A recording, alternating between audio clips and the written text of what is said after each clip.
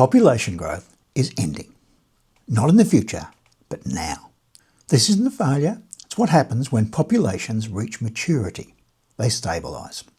For most of us, an end to population growth means avoiding a dystopian future. But systems built around growth continue to operate as if this isn't happening, creating a pressure that's already reshaping politics and, in some cases, feeding extremism and the far right.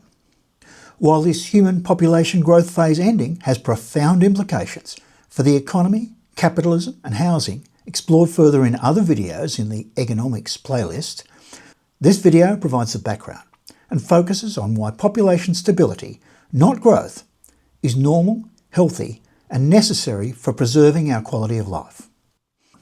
Welcome to this One Finite Planet video on why population stability is coming, normal and desirable. Chapters. Hard to believe, but the growth phase has ended. Population stability is normal in nature. But if stability is normal, why have we had 7,000 years of growth? Why do we need to stop? Why many governments and leaders prefer to deny and resist an end to growth? And why that resistance is not just futile, it's harmful. And the conclusion? The only threat we face arises from the denial of reality. For most of our existence, population didn't grow, it stabilised. Growth is the exception, not the rule. But that recent exception, less than 1% of human history, is the only world anyone alive has ever known, making the end of growth hard to believe. Although it can appear we're still experiencing just a continuation of population growth, a deeper look at what's happening beneath the surface and at history shows it's not so simple. If you want to understand the future of population, don't look at the total, look at the number of children. And as shown here, that's already peaked. In fact, exponential growth, which is what you expect with growth, ended around 1970. Globally, depending on the age included as child, humans reach peak child between 2017 and 2020, marking the end of humanity's over 7,000 year population growth phase. There's a delay before all age groups are impacted, but as all humans begin as children, this trend, propagating to all age groups, is inevitable. To understand what currently obscures this end of growth, consider what's happening in many countries, including USA, Canada, Australia. Birth rates are around 1.6 per woman, well below replacement and have been for decades, yet even without immigration, populations are still growing, with births exceeding deaths. How is growth possible with a birth rate of 1.6? It isn't. It's not coming from today's birth rate. It's a temporary carryover from when birth rates were higher. This is known as population momentum. Growth patterns within each age group reflect the birth rates at the time those people were born. So, after 30 years of low birth rates, the population aged 0 to 30 is already shrinking, while the population over 30 is still growing. This can be seen in population pyramids for the USA in 1965 and 2025. The 65 pyramid, aside from the blip occurring around the time of World War II, shows the classic pyramid shape of sustained growth, with sides tapering to the top, because at that time, almost all ages were born at a time of growth. 60 years later, the population from the younger section of that pyramid now appear as the older people in the 2025 pyramid, which in contrast shows a very different structure for the ages below 60. The flatter sides for ages from 30 to 60 reflect a period of low growth, and for ages below 30, the tapering to create a reverse pyramid reflects the current decreasing population. Deaths rise as ever larger cohorts of the elderly reach end of life, from around 2.3 million in 1995 to 3.3 million in 2035. At the same time, births have fallen from around 3.9 million in the mid-2000s to a level by around 2028 where, without immigration, births would no longer match deaths and total population begins to decrease. This pattern isn't unique to the US or just a few countries. It's repeated around the globe. And while, as explored for the USA in the video USA, Unauthorised Arrivals and Future Population, outcomes within individual countries depend not just on this pattern, but also immigration policy. But globally, unless the Men in Black films are documentaries, immigration to the planet doesn't happen. Population change at the global level depends only on births and deaths. Immigration aside, all the changes between countries is the stage of the process they've reached. Some already seeing population decrease, some like the US just about at that point, others decades away. But across the globe we see the same pattern and the same 4 stages shown here on the screen. First birth rates fall, then an ageing population, decreasing number of young people, and eventually a population correction. Globally, what can look like continued growth is actually the result of that population momentum delay, a legacy of when birth rates were higher. And the population pyramids make that clear. In 1965, the pyramid did still resemble a pyramid, but today it looks more like a carrot, with older age groups retaining some of the pyramid shape, tapering at the top, but the lower section, corresponding to population under 15, already starting to taper towards the bottom. This shows population growth didn't suddenly stop. It slows in younger age groups, ends first in those younger age groups, and propagates progressively through older age groups. An end to growth isn't something that may happen as a result of some future event. It's a process already underway and will continue unless some radical change intervenes. Although estimates of when it will propagate sufficiently to produce a fall in total global population vary between 2050 and 2080, the only thing impacted by that final end stage is the need for retirement facilities. Most planning needs to consider the fall in numbers under the age of 50, which will incur as much as 30 years earlier than those dates. Yes, the impact of that end of population growth that can seem hard to imagine is imminent. And while our recent human experience makes that feel unusual or hard to believe, this is just an example of recency bias. As the pattern of a period of growth followed by a correction and then stabilisation, it's exactly what we see across nature and has been happening for over 99% of the time humans have existed. But if population stability is normal in nature, and has been for most of our own existence, how have we humans just experienced such a long period of population growth? And why do some argue that such growth is necessary for economic prosperity? From recent experience, it's easy to assume population simply continues growing like bacteria in a petri dish, only stopping when something goes wrong or all resources have been consumed. But complex life's more sophisticated, and reproductive rates vary depending on conditions. In nature, growth happens when conditions open a new opportunity. A species becomes more competitive, gains access to new resources, or enters a new environment. But once the limits are reached, and numbers corrected for any excess, populations stabilise. That's maturity. The natural pattern and what drives birth rates, as explored in more depth in content linked below, is not simply the maximum offspring, but the maximum number while still ensuring the next generation is the fittest possible, providing the species always with full health to have the best chance of survival. Simplistically, the primary instinct is ensure the best possible outcome for the kids. Yes, nature can produce population surges, excess beyond maturity that we sometimes see as plagues, but they're temporary responses to unusual conditions suddenly favouring one species. They're not the normal state. The fact that species can surge proves the point. Most of the time, they're not reproducing at their maximum possible rate. Birth rates rise to a growth level in response to a surge and fall to a correction level as conditions drop from the surge back to normal. Resources on this will be linked below, but a simple example is to think of species that reproduce in spring rather than all the time. Surges or changes to conditions aside, go to a national park and catalogue a species. Return 20 years later, and if there are no new competitors and the environment's in the same condition, the species will have the same population. Not automatic population growth, recency bias has had us believe is normal for humans. And human birth rates haven't fallen because people forgot how to have children or because having them became inconvenient.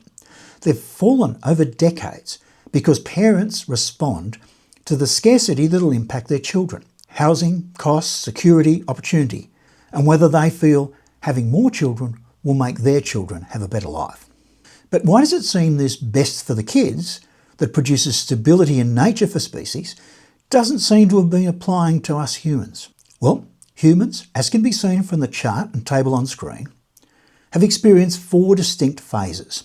The first, and most important for perspective, is that for almost all our time as a species, population was effectively stable. Numbers rose and fell, but over the long term, growth was so slow, it was basically zero.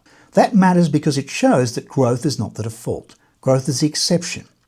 And that exception, in our case, has had two very different drivers. Our second and long growth phase began with the Holocene.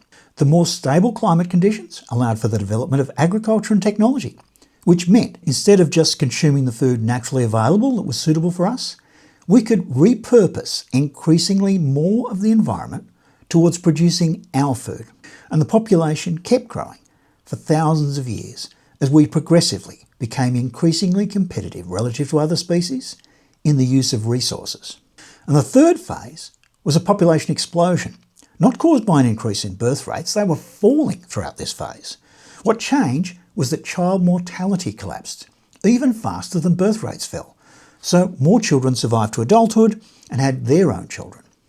So phase 2 expansion occurred as ever more of the biosphere became directed to supporting humans, allowing the birth rates for population to grow without compromising living standards for our children.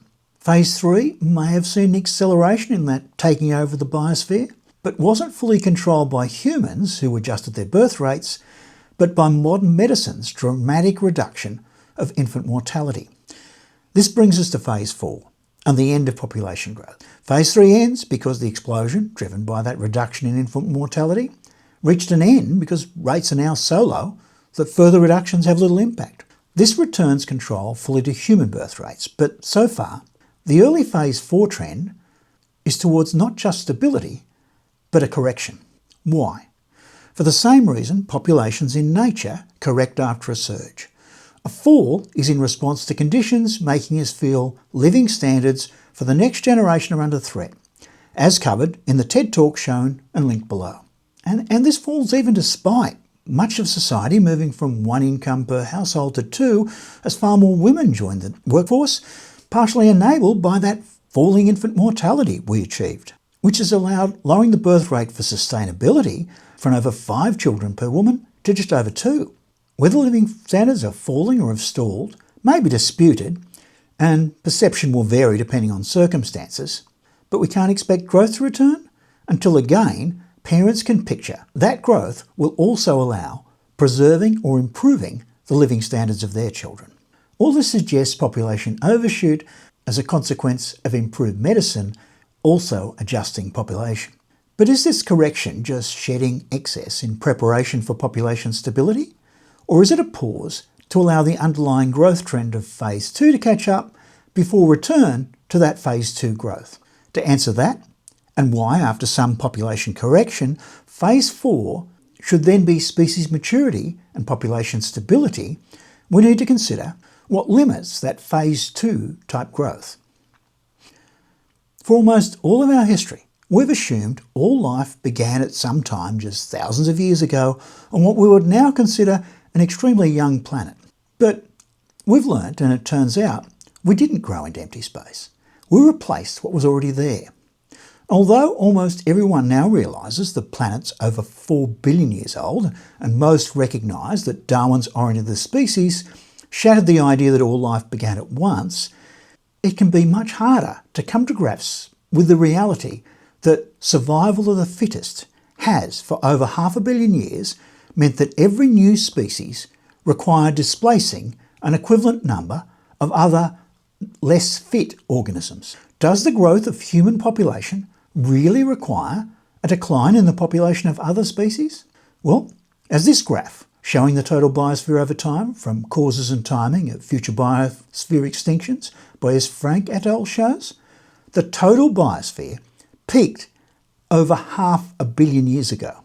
And since then, we've been on a trend for a decrease in total life on Earth, which suggests, yes, existing species have to make way for anything new, and any growth in one population requires a shrink in other populations. The issue of the decline of the biosphere is examined in the Earth's Full Climate story linked below, and this decline is too gradual to impact us in under 1 million years. The point to consider here is the biosphere isn't growing. Does this mean we haven't been growing into empty space, but have been replacing what was already here before us? It turns out the answer to that is a very clear yes. Early humans would have partially displaced other species like other apes, early pigs, etc., and through our consumption of resources, small antelopes and rodents. But with a small environmental footprint and less than 1,000th today's numbers, the impact would have been minor. Although we can see from even one of humanity's most recent arrivals at a new location, the quite small number arriving to New Zealand around just 800 years ago resulted in moa becoming extinct and the collapse in population numbers of other species such as Haas eagle, etc.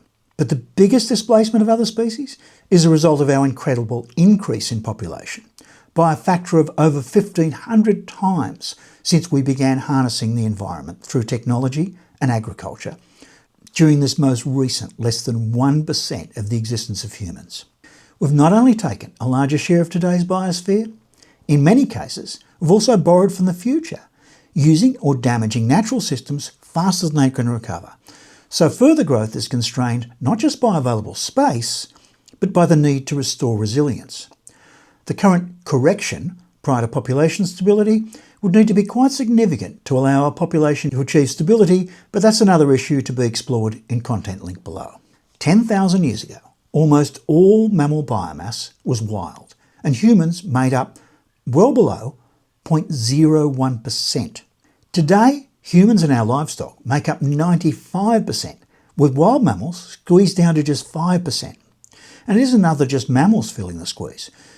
The growth of human and livestock biomass has increased the total mammal biomass, but that hasn't happened in isolation.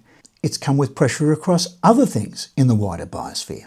For most non-mammal life, we don't have the same clean comparison with 10,000 years ago. But we do know that as recently as 1972, the human population was only about half what it is today, so much of the extra pressure from humans has arrived within just the last few decades, and it shows.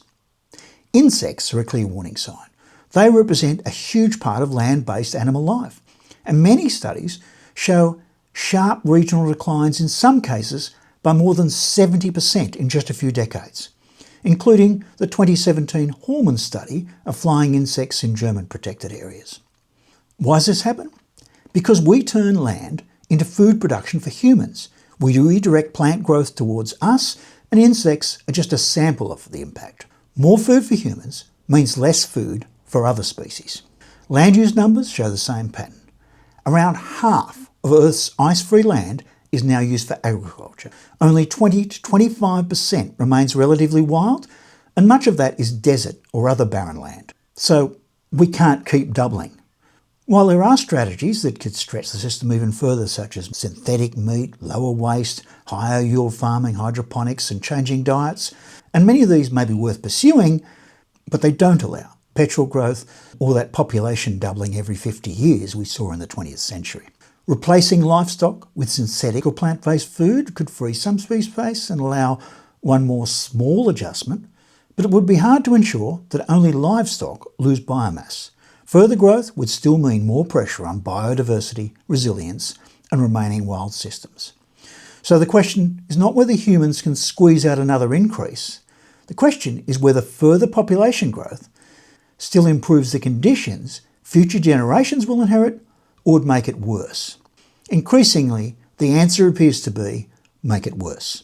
So, why would governments and leaders deny or resist the end of population growth? It's not because the trend's invisible or because anyone needs to be lying, but frankly, because there's a correlation between power, wealth, and commitment to the current system, which has many elements built around growth. Some have a Ponzi-like dependence on ever-expanding participants.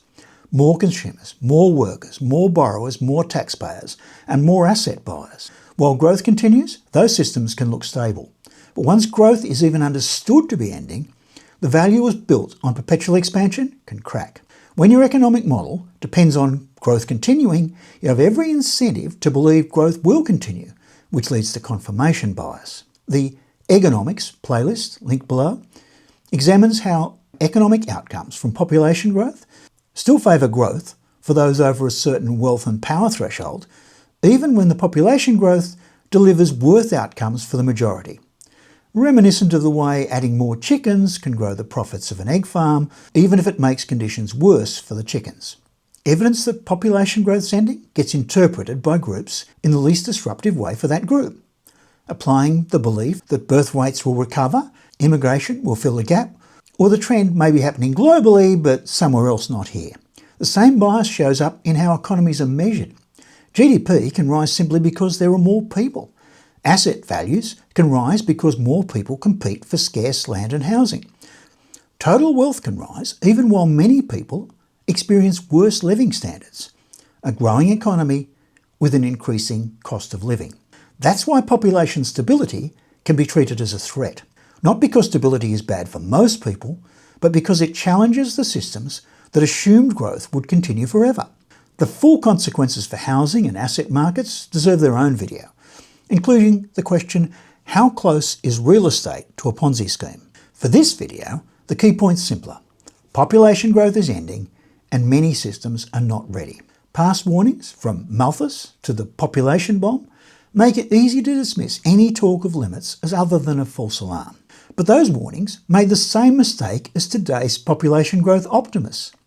They underestimate nature.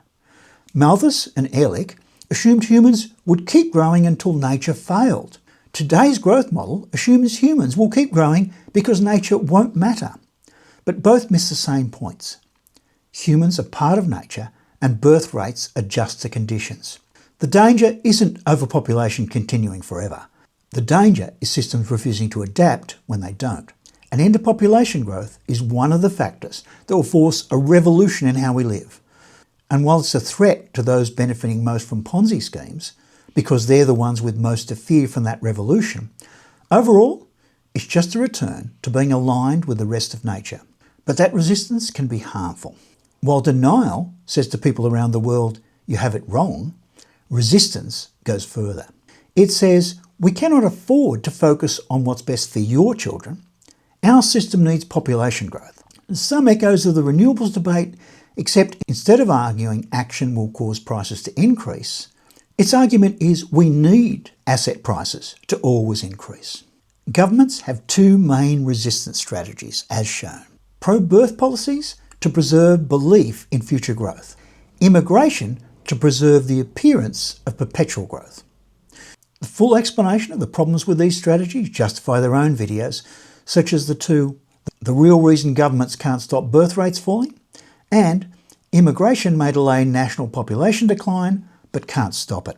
Pro-birth policies are often presented as solutions to future labour shortages, but babies only become workers decades later.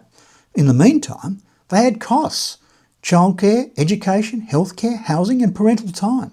So these policies are often less about solving the near-term worker shortage and more about preserving the belief that population growth will restart. The worry is that if enough people accept that growth is ending, the assumptions behind rising asset values, expanding tax bases and future demand begin to crack. For growth-dependent systems, belief in perpetual growth is critical, while for those experiencing the increased scarcity, it's a path to dystopia. To increase the number of workers and consumers without waiting decades, you need people prepared earlier. Immigrants. Ready-made adults, ideally already trained at the cost of another country. But as countries around the world develop, fertility falls, their willingness or ability to spare migrants declines. The progression from Europe to China, India, and now Africa in search of migrants only delays the inevitable. Viable sources for immigrants decline, and as the table of natural increase for sample countries shows, the effective population momentum means that to achieve a target growth rate, the number of immigrants required grows year by year, becoming progressively problematic and progressively impossible to find. Instead of acknowledging and planning for the reality that even with current immigration levels, lower birth rates will soon lead to population stability, the government plans for perpetual growth and convinces people it will happen. That creates a political problem. Voters already facing housing pressure, congestion, rising scarcity and worsening inequality are effectively told that they and their children must accept ever-increasing pressure in order to keep this growth-dependent system functioning. Is it really surprising that in those circumstances there's a backlash against immigrants? In summary, population growth is ending globally and for all nations.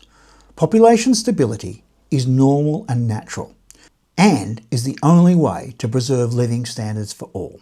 Well, except for the few in the influential minority with sufficient wealth to increase their share of resources even when the average resource per person declines.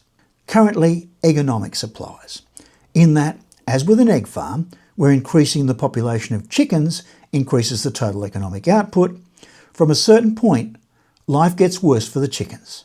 But note that AI can even reverse that equation. Managing this major transition requires planning, and a plan for any nation should include something like a target that's an upper limit on population. But just announcing the reality and a plan could end automatic growth in asset values that result from perpetual increases in scarcity, and together with other factors discussed on this channel, such as AI, trigger a new age for humanity. For more on the future, please like, subscribe, and click the bell.